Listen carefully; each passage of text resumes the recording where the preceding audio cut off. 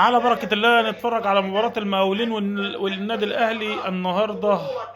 ومحمد الحنف حكم ساحة، والصباحي كالعادة في الفيديو. ربنا يستر إن شاء الله النهاردة وفوز الأهلي بإذن الله. المقاولين فريق صعب وفريق محترم، وده مباراة قوية جدا. المقاولين طبعا محتاج الفوز عشان يخش في الأربعة. لو راحت القايمة النهائية لأفريقيا يكون المقاولين في المربع. فإن شاء الله ربنا يستر وأيمن الكاشف إن شاء الله الفوز الأهلي بإذن الله. النهارده الكابتن شوقي غير الطريقه بعد عطار محمد طاهر ضربة جزاء للنادي الأهلي في أول دقيقتين. الحمد لله في الدقيقة الثانية، يا رب بس تيجي. الحمد لله طاهر محمد طاهر ركلة جزاء. محمد الحنف على طول بدون تردد، لأن هو شده فعلا صح كده. ضربة جزاء، ركلة جزاء للنادي الأهلي. طاهر محمد طاهر إن شاء الله بس حق تيجي إن شاء الله. 69 ركله الاحمر علولو يا رب تيجي بس علولو. في مرحله الذهاب هنشوف علي معلول صاحب ربنا يستر ان شاء الله جول، اللي عنده 29 هدف في بطوله الدوري في 141 مباراه. عاليه علولو، عاليه شويه كده. بعد خطوات من اضافه الهدف. نشوف الحوار اللي على بعد 11 جول ان شاء الله.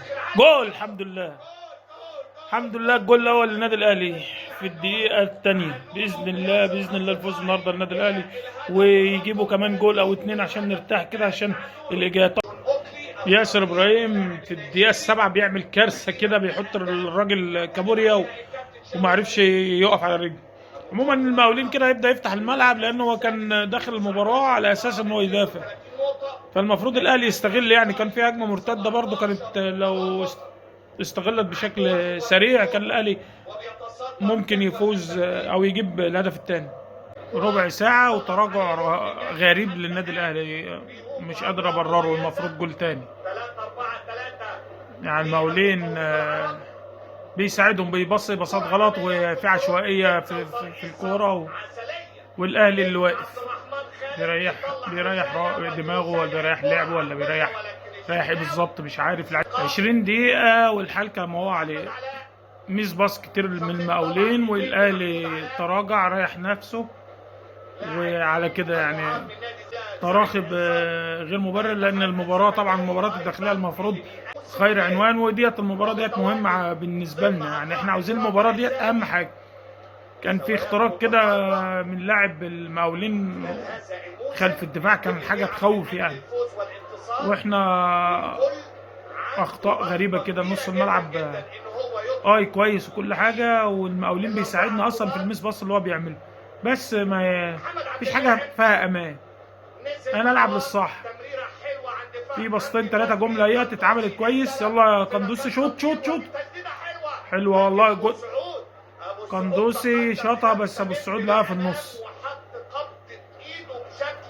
اول هجمه سريعه تتعمل مع النادي الاهلي في الدقيقه 21. هجمه اعمل حاجه على محمد هاني. الجول الثاني محمد هاني بيعرضها دخل الجول. الهجمه المرتده اللي اتعملت مظبوط وبسرعه جت جول، واول مره نشوف هاني يتحرك لقدام.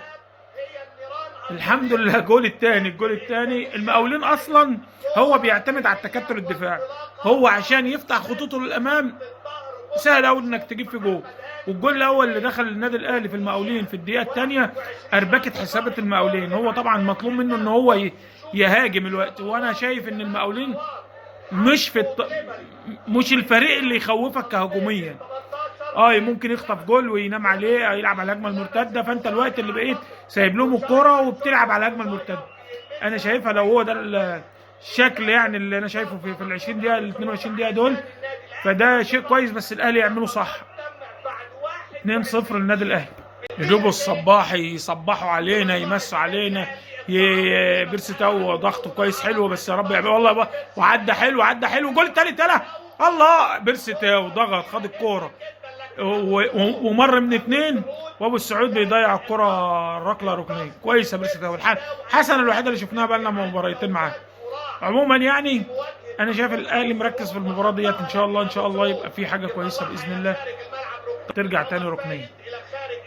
الاهلي حاليا الجول التاني هز المقاولين خالص، وانا شايف المقاولين اصلا لما بيبقى معاك كوره مس باص ليه؟ لانه مش عارف يعمل حاجه، لان الدقيقه الثانيه دخل فيهم جول ركله جزاء، فبيحاول اللي هو يجمع لعب، مش عارف يجمع لعب، فهو متلخبط الوقت، فديت المفروض نستغلها. سهله يا ياسر ابراهيم، جبنه وايمن اتكشف جول استوى قوي الجبنه، يعني بقى جبنه رومي يعني مثلا ولا ايه؟ ولا جبنه قديم؟ مش عارف. ايمن اتكشف طبعا تعليقاته واللغه العربيه اللي هو موقعنا فيها دايما. 40 دقيقه والماتش زي ما هو. هدف للمقاولين في الدقيقه 43. كده مش في لعيبه النادي الاهلي ولا حاجه، يعني في لعيبه اصلا مش متواجده وما بيلعبوش كتير، يعني واحد زي شادي حسين ده مش موجود اصلا، ولا استلام ولا اي شيء ولا بيعمل اي حاجه. طاهر الديك الفرنسي بتاعنا عمل جريتين وعلى كده. محمد هاني طبعا كالعاده تقدم بالدعاء، يعني نقعد ندعله عشان يطلع قدام شويه. 3 دقايق الشوط الاول، 3 دقايق وقت بدل ضايع، ربنا يستر. كولر المفروض يحركهم كده ويشدهم كده، انما مفيش. انا شايف الاهلي كله راجع ورا، اكتر واحد مسك الكوره هو مروان عطيه وحمدي فتحي. الاهلي ما عادش لاقي نفسه، هجمه مرتده غريبه عدت كده المدافعين مش عارف جت ازاي. والشوط الثاني ونبدا وربنا يستر في الشوط الثاني وتخاذل اللعيبه وكولر يكون شدهم. عموما نبدا الشوط الثاني بتغييره كده. مروان عطيه مش عارف ليه، مروان عطيه كان كويس يعني مش وحش، هو اللي عامل الاسيست الثاني لمحمد هاني وينزل ديانج. المهم ربنا يستر كده في الشوط الثاني كده والاهلي يجيب جول عشان ايه ما نخشش في ضغط. ايمن الكاشف كل شويه يقول لك استوى، جبنا استوى، مجل استوى، هو يا عم انت جعان؟ 60 دقيقه ومقاولين بقى خطر كمان، يعني ممكن يتعادلوا. في لعيبه كتيره ما ملهاش لازمه تلعب الوقت حاليا، يعني محمد طاهر ما عادش بياخد الكره ويخش في جسم اللعيبه عشان ياخد فاول او مش عارف هو بيعمل ايه. المهم القندوسي اللياقه البدنيه وقعت، ممكن نشوف قفشه، ممكن نشوف كهربا. شادي حسين ده ما هوش هنا خالص، شادي حسين ملوش دعوه باي حاجه، ولا بيلتحم ولا بيعمل اي حاجه. الراجل نط بالكره ما عرفش يجيبها، وشادي حسين بيتفرج عليه قاعد رافع له راسه لفوق، مش عارف بيصطاد عصافير ولا ايه. رأفت خليل وقفشه على الخط.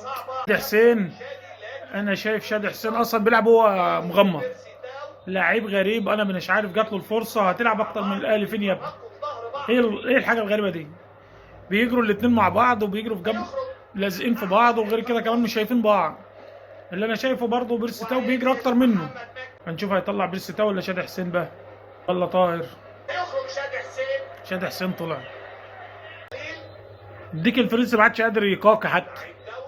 محمد طاهر بقى بيلعب معاه، كل كوره عاوز يقع وعاوز حاجه، بقت مستفزه. محمد طاهر هيجيب لنا الشلل الوقت، لازم يطلع الوقت لان هو بقى كارثه، والاهلي اتضغط بالتغييرين اللي حصلوا. انا شايف الاهلي تراجع قوي بزياده عن اللزوم. محمد شناوي بيزعق مع اللعيبه، ربنا يستر على الدقايق الباقيه دي.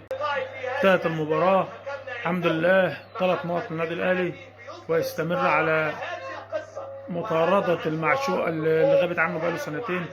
المهم كتر خير اللعيبه الرجاله، ما نقدرش نقول اكتر من كده، جهد بدني الله يكون في عونهم. الحمد لله على ال3 نقط دول، والسلام عليكم ورحمه الله.